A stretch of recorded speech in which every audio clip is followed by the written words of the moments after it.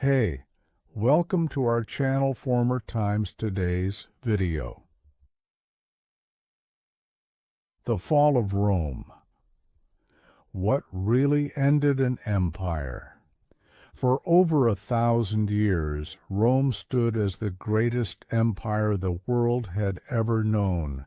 Its legions conquered vast lands its culture shaped civilizations, and its influence stretched across continents. But nothing lasts forever. How did a mighty empire that ruled the world collapse into dust? Was it war, corruption, or something far more sinister? Today, we uncover the real reasons behind the fall of Rome. Chapter 1. The Empire Too Big to Control. At its height, Rome stretched from Britain to North Africa, from Spain to the Middle East. It was an empire like no other. But with such vast power came an even greater challenge. How do you control a land so large? Roman legions guarded thousands of miles of borders, but the farther Rome expanded, the harder it became to rule. Rebellions in far-off provinces, supply lines stretched thin, and leadership divided between emperors and generals. In a desperate move to maintain order, Emperor Diocletian split Rome in two, the Western Roman Empire and the Eastern Roman Empire. But rather than save it, this decision only delayed the inevitable. Chapter 2. Invasions from every direction. While Rome struggled to govern itself, a new threat was rising beyond its borders. From the icy north came the Germanic tribes, the Goths, the Vandals, the Franks, warriors seeking a new home. And from the east, a storm unlike any other. The Huns, fierce and relentless, pushed the Germanic tribes into Roman lands.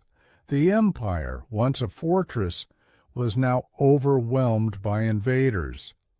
Then the unthinkable happened.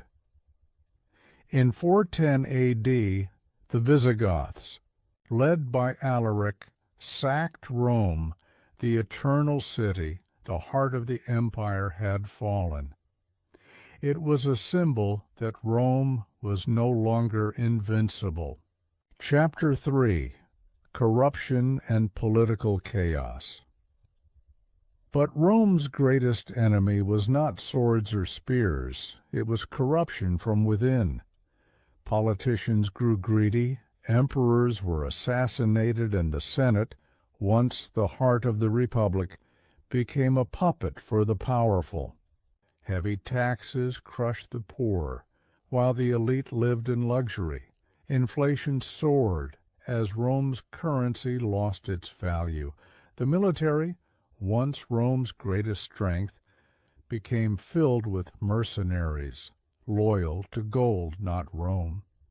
In just 50 years, Rome saw over 20 emperors, each ruling for a short time before being murdered or exiled. With no strong leadership, Rome was crumbling from the inside.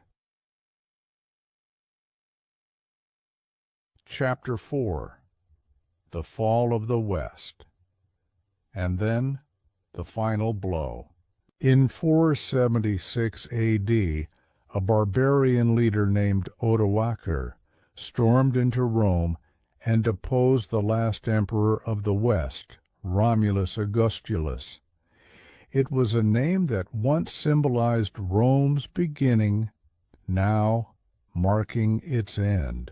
With no emperor, no army, and no order, the Western Roman Empire ceased to exist. The greatest empire the world had ever known was gone. chapter 5. Did Rome really fall? But was this truly the end of Rome, or did it live on in a new form? While the West fell into darkness, the Eastern Roman Empire, also known as the Byzantine Empire, survived for another 1,000 years. Its emperors, its culture, and its laws carried the torch of Rome until its final fall in 1453. Even today, Rome's legacy lives on in our laws, architecture, and languages. The empire may have fallen, but Rome never truly died. History teaches us that no empire lasts forever. Greed, corruption, war, and overexpansion can bring down even the mightiest powers. But Rome's story is more than a tale of collapse. It's a lesson for all civilizations to come. What can we learn from Rome's downfall? And could history one day repeat itself? Join us next time as we explore more of history's greatest mysteries only on Former Times.